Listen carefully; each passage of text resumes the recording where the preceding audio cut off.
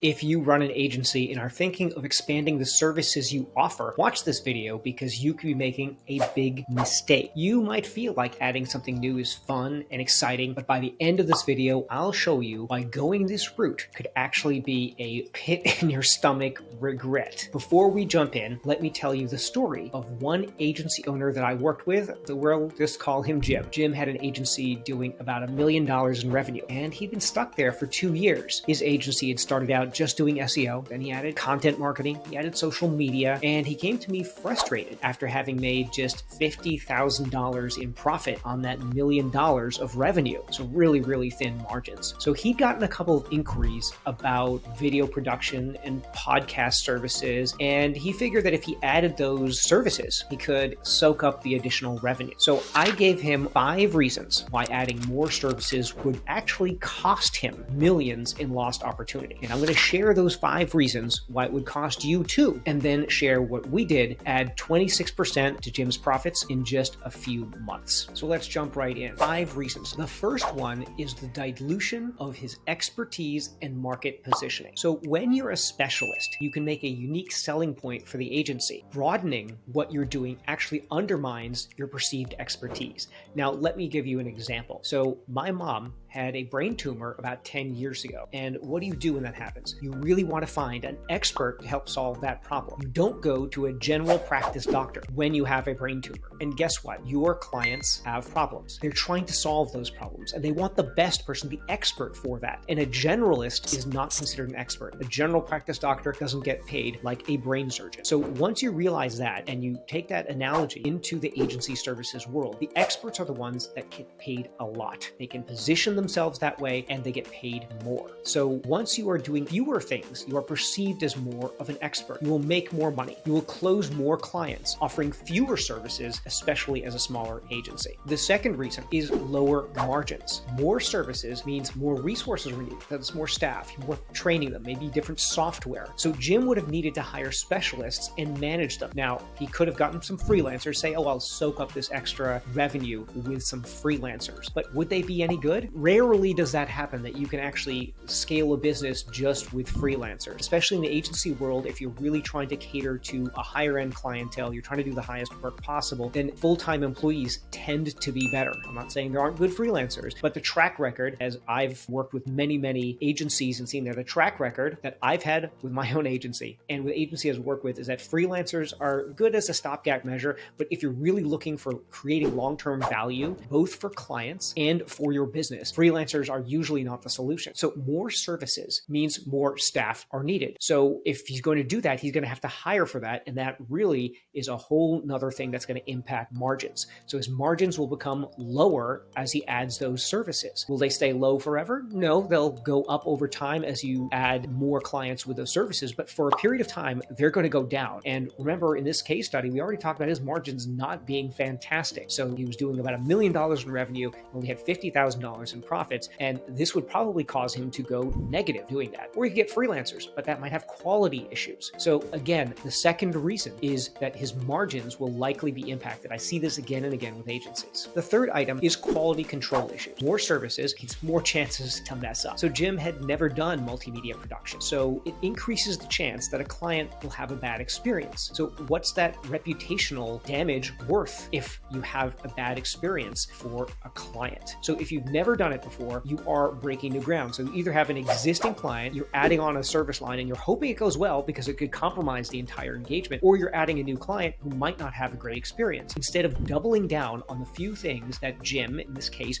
knew he could do really well, it's a very different game. So those quality control issues can have a huge impact as you're trying to add on new service lines. The fourth item is higher complexity in management. So there are several aspects to this. Number one, scoping is going to be much harder. So as you are taking on this new engagement, especially if you have a new service line, you don't really know for quite a while until you've taken a bunch of them, what do the profit margins really look like? What do the resourcing really look like? So it becomes really hard to scope, and it's really easy to go underwater on these new engagements because you think it seems easier than it is. Or maybe you're saying, oh, I'll just get a freelancer and then I'll have them scope it out and then I'll mark it up. But how often do those really come in on target? And those kinds of situations can cause a lot of management complexity, which you probably don't want. So the other piece of that is managing capacity. So if you are going to hire full-time, which is the way to succeed in the long run, now you have to manage capacity. He's got his SEO, he's got his content management, he's got his social media, but now he's got to manage capacity for video editors or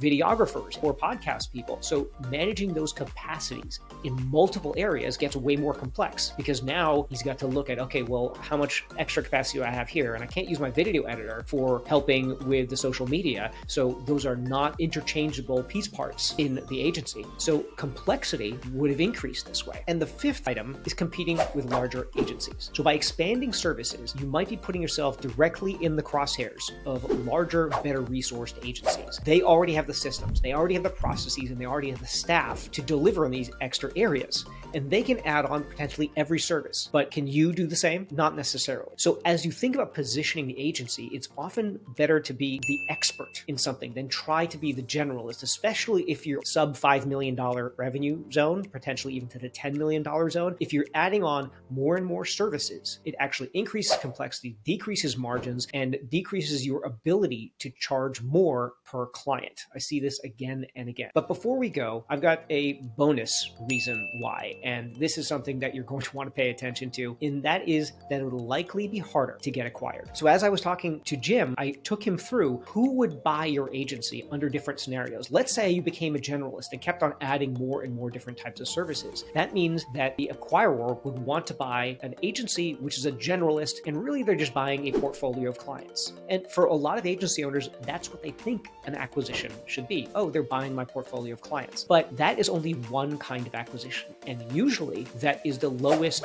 multiple kind of acquisition. In other words, given the same amount of net profit, you will actually have a worse result if they're just buying your clients. If you have a tightly focused agency, you have more options because you have the option of a strategic acquisition. That is, your buyer is buying the expertise and will pay more for the leader in the market with great margins. And it opens up the buyer pool to other kinds of buyers. So not just other agencies, but non-agency buyers, so corporates. So in other words, you could have a software company or some completely unrelated kind of company come to you and say, I would love to acquire your agency and be under our umbrella and we'll feed you clients. That kind of thing is usually most effective if you have a really focused agency. So by focusing, you're increasing your acquisition possibilities, you are increasing your margin today. So those are all things to consider. Now, after this explanation, I will say that Jim finally got it. And so even though this idea was exciting initially, secretly he was kind of dreading adding the complexity to what seemed like an already complex business. Think about it this way. He's got a $1 million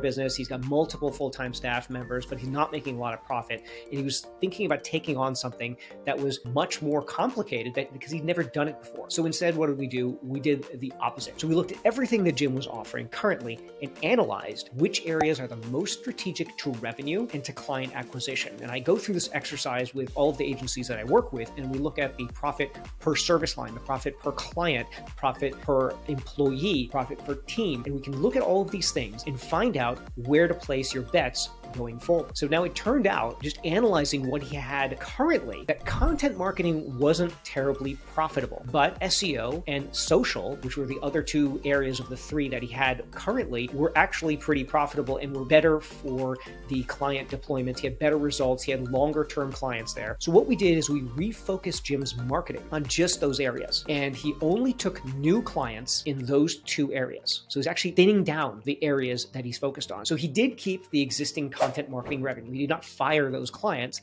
but he essentially waited for those clients to churn out because they were really not terribly profitable. And what he could do is turn all of those efforts that were spent on managing the less profitable areas, turn them to the more profitable areas, and really focus the marketing on the things that would have the biggest impact in the marketplace, those two profitable channels that he had of SEO and social. What that let us do with the focus of the marketing was to bump prices up to reflect his new positioning. And what happened? Well, because he focused on fewer things, his prospect viewed him as more of an expert, and his close rate on pitches actually went up. He got higher retainers, and he had an overall better result than when he came to me with this question about should I add services. We actually did completely the opposite. and got a much better result than he would have had he added more, become a generalist, had his margins compressed even more, had more complexity in the business. So really there's just one question left. Are you going to add complexity, or are you going to get specific and make your agency more easy to run and more profitable?